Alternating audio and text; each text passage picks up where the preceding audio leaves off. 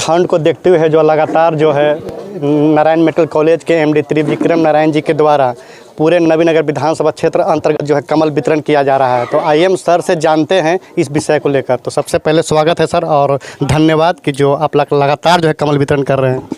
धन्यवाद नहीं, ये तो हमारा कर्तव्य है और क्षेत्र की जनता के साथ आप जुड़ते हैं तो आप उनके दुख और सुख सब में जुड़ना चाहिए। तो राजनीति की बात नहीं है, ये परिवार की बात है, ये समाज की बात है। तो इसलिए हमारे पिताजी और पूर्व राज्यसभा सांसद आदरणीय गोपाल नारायण सिंह जी ने ये निर्णय लिया। 3 साल से ये कार्यक्रम हमारा चल रहा है और लगातार 3 साल से चल रहा है इसमें, और 8-10 हज़ार कंबल कम से कम। हम तो चाहते हैं कि और ज़्यादा पहुंच पाएँ, तब तक ठंड खत्म हो जाती है या फिर गर्मी शुरू हो जाएगा। लेकिन पिछले बार भी वैसे ही हुआ, इस बार भी 10 जगहों पर अब तक हो चुका है और ये कार्यक्रम सतत चलता रहेगा। ये लोगों के पास पहुँचने का एक माध्यम है। लोगों के लोग राजनीति से जोड़ते हैं कि चुनाव के समय हमेशा लोग एक्टिव हो जाते हैं।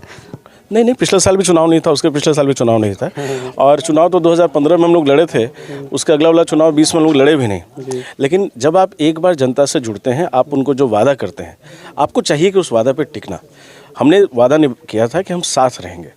अब चुनाव आएंगे जाएंगे, हमको साथ रहना ही है और लोगों के लिए खड़ा रहना ही है। और चुनाव अभी तो है नहीं, इस साल भी तो चुनाव कोई दिख नहीं रहा है हमको, है ना सर, 24 में है ना।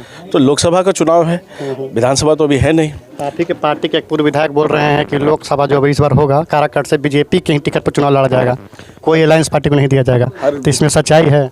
हर बीजेपी कार्यकर्ता का एक चाहत होता है कि हम अपने सीट से चुनाव लड़ें और अपनी ताकत दिखा के भारी मतों से भारतीय जनता पार्टी को हम जिताएं यहाँ से। पहले हमेशा अलायंस पार्टी लड़ते आई है सर, लेकिन इस बार कहना है कि अब कमल छाप कहीं कैंडिडेट उतरेगा। बिल्कुल, सबकी हमारी भी उम्मीद यही रहती है, हमारे भी आग्रह तो पार्टी से ही रहता है। लेकिन ये गठबंधन की राजनीति का समय है और एनडीए जिसको निर्धारित करेगी, चाहे वो बीजेपी को करे, चाहे वो किसी दल को करे, हमारे सारे कार्यकर्ता लगे रहेंगे। हाँ, लेकिन चूंकि हम भारतीय जनता पार्टी के लोग हैं तो हम तो आग्रह करते ही अपने नेतृत्व से कि भारतीय जनता पार्टी को एक बार ये सिंबल देके देखें और एनडीए ही जीतेगी, इसमें कहीं कोई दो राय नहीं है। 22 तारीख को राम लल्ला आ रहे हैं, तो क्या सर इधर से आपके समर्थक लोग वहाँ पहुँचेंगे?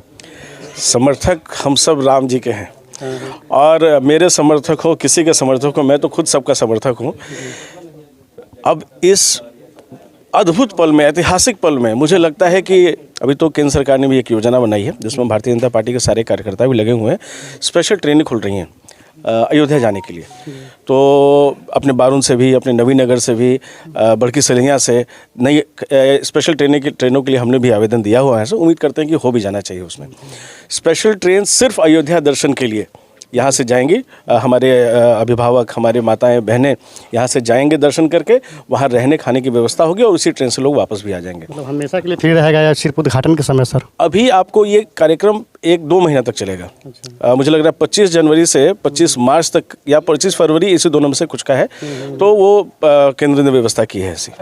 तो इसमें हमारे और आपके समर्थकों का विषय ही नहीं है, हम तो सब रामलला के समर्थक हैं। नए साल पर क्या क्षेत्र की जनता को संदेश देना चाह रहे हैं?